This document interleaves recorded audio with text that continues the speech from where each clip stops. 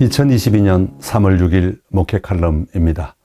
용기를 내십시오. 어느 초등학교에서 용기를 내라고 했더니 학생들이 집에 있는 그릇을 가지고 왔더랍니다. 이 학생들은 용기를 물건을 담는 그릇으로 착각한 것입니다. 우리가 가져야 할 용기는 물건을 담기 위한 것이 아니라 내일을 담기 위한 굳세고 씩씩한 마음을 말합니다. 특별히 그리스도인은 두려움 속에 살지 아니하고 용기를 가지고 살아야 합니다. 두려움이 우리를 지배하게 되면 절대 건강한 모습으로 세워질 수 없습니다. 개인도 그렇지만 교회도 그렇습니다. 교회가 두려움에 휩싸이면 문제를 풀어가기가 매우 어렵기 때문입니다. 그러기에 우리는 여호와 하나님으로 인해 용기를 얻는 자가 되어야 합니다. 막힌 문제를 풀어갈 힘은 하나님이 우리에게 공급하시는 용기이기 때문입니다. 다윗이 블레셋 땅의 북쪽에 머물고 있을 때 아말렉 사람들이 다윗이 없는 틈을 타서 시글락을 공격합니다. 마을이 불타고 젊거나 늙은 여인들은 다 사로잡혀 가게 됩니다. 다윗이 다시 시글락으로 돌아왔을 때 백성들이 자녀들 때문에 마음이 슬퍼서 다윗을 돌로 치자고 소리를 지릅니다.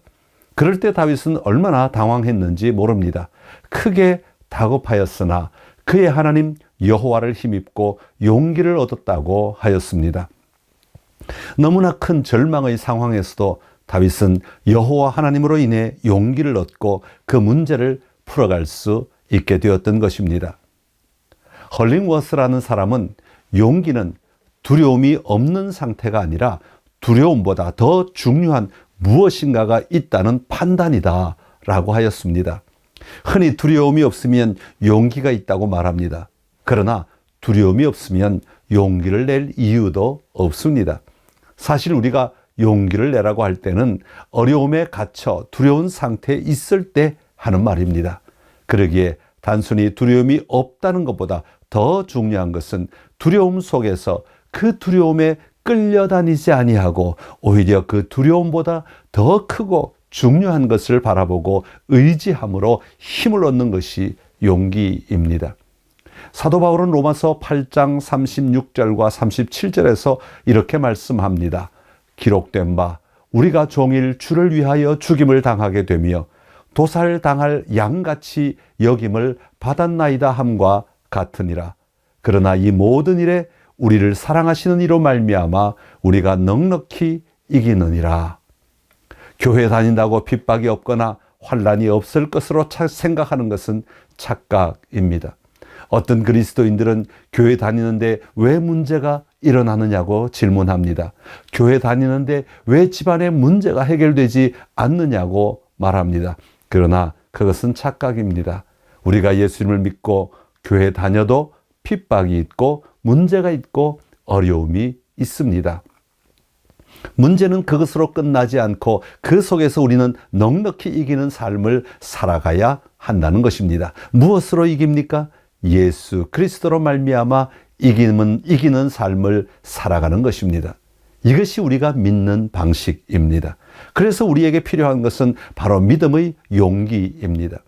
나는 하나님의 사랑을 받은 자이고 그 사랑이 내 안에 여전히 자리하고 있기에 내가 그 사랑을 힘입어 이 문제를 뚫고 나가겠다는 용기입니다. 그 용기가 우리를 문제를 통과하게 하여 주는 힘입니다. 그러기에 용기는 나의 상황이나 문제만 바라보는 것이 아니라 우리의 시각을 하나님의 부요하심에 두어야 합니다. 사도 바울은 로마서 11장에서 이렇게 말합니다. 깊도다 하나님의 지혜와 지식의 풍성함이여 그의 판단은 헤아리지 못할 것이며 그의 길은 찾지 못할 것이로다. 그렇습니다. 하나님의 지혜와 지식은 무한합니다. 하나님의 마음을 인간이 어떻게 전부 판단하겠습니까? 하나님은 무한하신 사랑으로 그 지혜와 지식으로 일하시는 분이십니다. 그러기에 우리는 우리 삶의 자리에서 그 하나님을 의지하며 용기를 내야 합니다. 오늘 내 눈에 보이지 않아도 용기를 내십시오.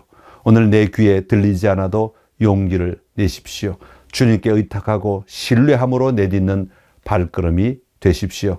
그럴 때 통과하게 될 것입니다. 이번 사순절을 통해 용기를 내어 걸음을 옮겨가는 선창의 귀한 가족들이 되시기를 기원합니다.